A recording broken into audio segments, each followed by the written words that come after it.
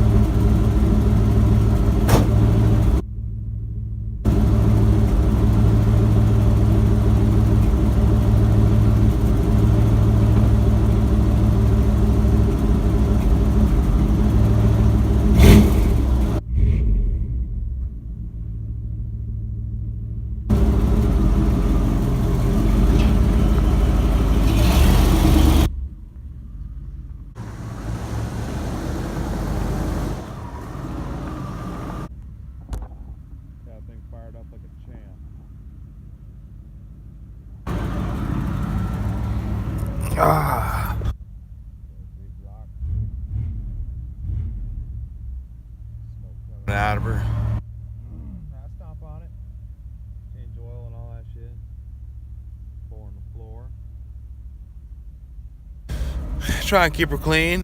You know, she's a little old truck, but keep her clean. Radio still works. We got hookups for subs and shit. I just don't run subs.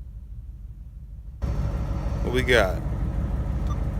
No stations because I just disconnected the battery. It's all good. But yeah, that's pretty much all it takes, really, guys. I just wanted to show you guys how to do that quick. In case you're having some problems with your vehicle and trying to figure it out. So yeah, maybe I'll shoot a video on